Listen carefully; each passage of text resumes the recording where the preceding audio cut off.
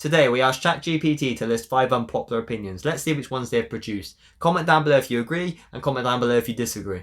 So the first one is, Pele and Maradona were not as great as people say. And what do you think of that? I'll let you go first. Well, we can't really say much. No, we weren't born when they were playing. But Pele, no, he's not. How can he not be as great as people say when he's won 3 World Cups? And Maradona's carried Argentina to He a World arguably Cup. had the greatest World Cup campaign of all time. Well, exactly. He carried Argentina to a World Cup and carried Napoli to a league title. So you can't just not be as good as people. And Maradona's arguably the most technical player ever in terms of the ability. Well, some people say, not me personally, because I never watched him play, but some people older even say that he is on par with Messi, and even better. Yeah, like. He is up there with Messi and Pele, of course. You can't win 3 World Cups and not be great. This is just a bunch of 10-year-olds who've never seen him play, and then they just think, ChatGPT, mate. Pele scores it in his backyard against some, I don't know, local farmer or something. Like, it doesn't quite work, does it? Yeah, ChatGPT's been infested with Twitter. Exactly. Anyway, that is an awful opinion that ChatGPT has produced. So the next one is, the offside rule should be abolished for a more open game. And Zach, what's your thoughts on that? Can't get more unpopular than that. If there was no offside rule, you just have strikers sit and goal hang like you're playing Year 6 primary school football. He'd wait up there, send me the ball. Football would just be played in like 1/3 of the pitch the whole time because everyone would just sit on the striker who's hanging by the goal. It just wouldn't work at all. The offside rule was introduced to make football a better spectacle, to make it a better game. That's why some players before the offside rule was introduced had ridiculous goal records. Yeah, exactly. It makes it a lot more fair, and we can't just get rid of it. Shocking. I assume this opinion, obviously I know it's from a robot, but I assume this opinion's sort of come from the VAR kind of stuff and the offside rule. But at the end of the day, offside is offside. As stupid it is with this millimetre offside. Offside's offside. Have the referee. Like offside, there's this new rule of offside as well. And I don't like it. Like it's like, oh, if this body part's over, or if this body part's past the player, that's all right. But if the foot isn't, then it's not. Like it's just stupid. The offside rule is just it's hard to comprehend. Offside has been offside. Like Offside has been offside. Like it has been, up until last season. For God knows how long, I don't even know myself. Well, it did change slightly, but in terms of VR, but yeah, it's been like that for ages. Just I don't understand. Like, there shouldn't be. This is stupid, and the offside rule, the new offside rule as well, with the Premier League, what they're introducing, I don't agree with that either. Like offside, don't change it. Otherwise, because it's like the handball rule. There's a new handball rule every single season.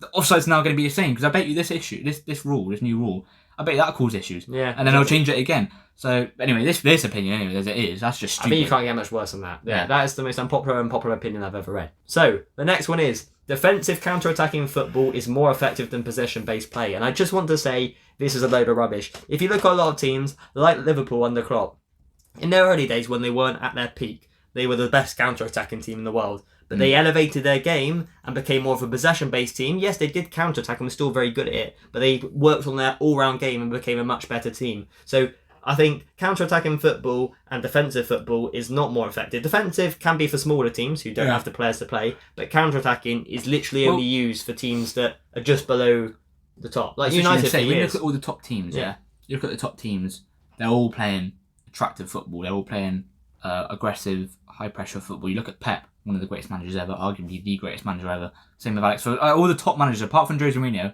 played all this attacking, attacking football. Expansive football, yeah.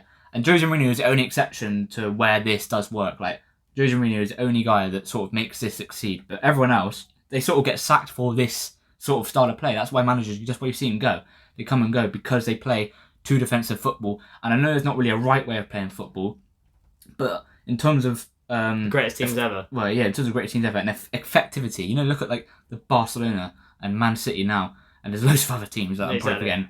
Like Real Madrid, obviously, Zidane's Real Madrid that won 3 Champions Leagues in a row. They all played attacking football. None of them sat back. Exactly, and counter-attacking is like I said, like United under Solskjaer. They were really great at counter-attacking, but did they ever win anything substantial? No, well, look what happened. Because they didn't reach that next level. Look what happened when they brought in Ronaldo, Varane, and all them Sancho, all them transfers that summer, and they went terrible. Obviously, Ragnick didn't do great either, but he sort of improved their style of play a bit. I know there's obviously problems with the characters, but Solskjaer finished second right before Ronaldo came in because of that defensive football.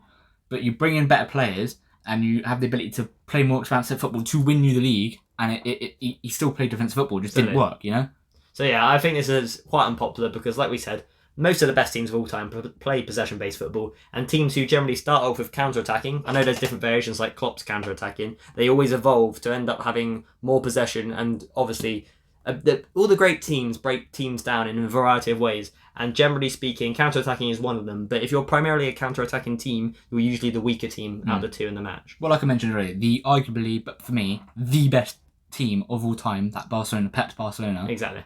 That just ends the argument anyway because of the way they played. That ends the argument. They didn't play defensive football. It's just, that's it, done. The best team of all time played possession-based football.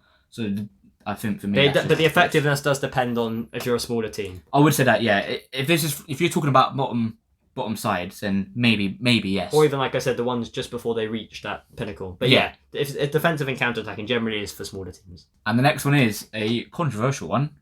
Cristiano Ronaldo is more skilled than Lionel Messi.